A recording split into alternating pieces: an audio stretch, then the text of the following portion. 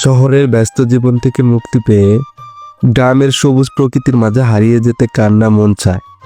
গ্রামের প্রকৃতির সাথে যখন আমাদের জীবন মিশে যায়, তখনই মনের সব ক্লান্তি দূর হয়ে যায় আর ফিরে আসে মনের প্রশান্তি। গ্রামের শান্ত প্রকৃতি আর মানুষের আন্তরিকতা শহরের যান্ত্রিকতায় পাওয়া যায় না। হ্যালো ভিউয়ার্স, আসসালামু আলাইকুম, welcome to my another video. চলুন দেরি না করে আজকের ভিডিও শুরু করা যাক। প্রকৃতির স্বাদ নিতে আমরা আমাদের প্রিয় জায়গায় চলে যাই। যাওয়ার সময় রাস্তার মাঝখানে আখ ক্ষেত পড়ে, আর এই আখ ক্ষেত থেকে আমরা প্রায়ই আখ খাই। আখকে আমাদের এলাকায় কুশাল বলে। এখানে এক ছোট ভাই আখ ছিটতেছিল, যেহেতু খাটার জন্য কিছু ছিল না তাই হাত দিয়ে ছিটতেছিল। তারপর আমরা আখ নিয়ে চলে আসি, এভাবে রাস্তা দিয়ে হাঁটতে থাকি। আমরা সামনে একটা ব্রিজ আছে যেখানে আমরা সবসময় আড্ডা দিই, সেখানেই যাব। বাড়ি থেকে 5 মিনিটের রাস্তা দূরে একটা ব্রিজ আছে, আর আমাদের গন্তব্য ব্রিজ, আমরা সেখানেই যাব। সেই জন্য হাঁটতেছিলাম। এটাই ছিল আমাদের গ্রামের রাস্তা। গ্রামের রাস্তার দুই পাশে প্রকৃতি অনেক সৌন্দর্য ঘেরা। গ্রামের রাস্তাগুলো সচরাচর ফসলের জমির মাঝখান দিয়ে করা হয়, তাই দু চোখ যেদিকে যাবে ফসলের জমি দেখা যাবে। আমাদের গ্রামে সবচেয়ে বেশি ভুট্টা চাষ হয়, তাই এই পাশে ভুট্টা। আর সামনে যে সেতুটা দেখা যায় ব্রিজ, ওই ব্রিজেই আমরা যাব। আমাদের গন্তব্য ওইখানে। গ্রাম তো গ্রামই, গ্রামের সৌন্দর্য বলে কখনো শেষ করা যাবে না। আমাদের গ্রামে সবচেয়ে বেশি ভুট্টা চাষ হয়, তাই ভুট্টাই সবচেয়ে বেশি দেখা যায়। গ্রামের সৌন্দর্য দেখতে দেখতে আমাদের সেই প্রিয়, সবার প্রিয় জায়গায় এসে পৌঁছাইলাম। এখানে বসে আমরা সন্ধ্যা পর্যন্ত আড্ডা দিব। তারপর যখন সন্ধ্যা হবে, সন্ধ্যার আগে সবাই আমরা বাসায় চলে যাব। যেহেতু আমরা গ্রামেই বেড়ে উঠেছি, এটা আমাদের নিজের গ্রাম, তাই এখানে ঘুরতে আসলে আলাদা কোনো পোশাক পরতে হয় না। যার পরনে যা থাকে তাই পরে আসি। সব যে যা পারে, যেমন লুঙ্গি পরে আসি, আমরা লুঙ্গি পরতে পছন্দ করি।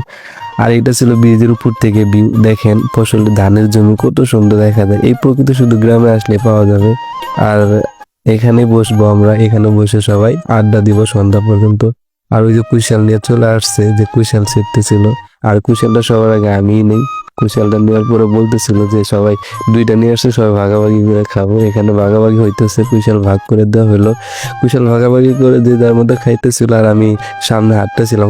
কারণ ওইখানে প্রতিবেশী বড় ভাই জাল ঠিক করতেছিল। সামনে একটা পাগার আছে, আমাদের পুকুরও বলে, কেউ পাগারও বলে।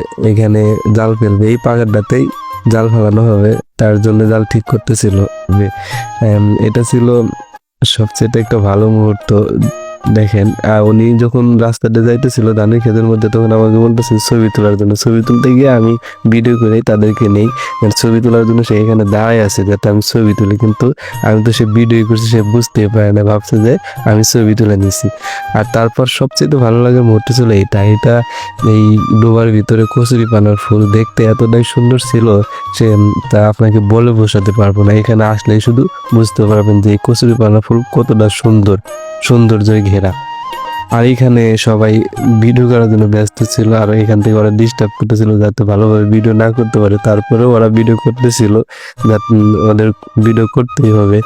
আর এই সেই আনোয়ার ভাই এখানে জাল ফেলার জন্য রেডি হয়েছে, আর জাল ফেলানোর সাথে আমিও আসছিলাম, কারণ তিনি একা পারবে না। সুতা টাইনে নিয়ে ওই মাথায় আবার যাইতে হবে, তাকে এই সাহায্যটুকু আমি করছিলাম। সবার সুস্থতা কামনা করে আজকের মতো ভিডিও এখানে শেষ করছি। সবাইকে অসংখ্য ধন্যবাদ আমার ভিডিওটা সম্পূর্ণ দেখার জন্য। সবাই আমার জন্য দোয়া করবেন এবং আমি আপনাদের জন্য দোয়া করি। আসসালামু আলাইকুম।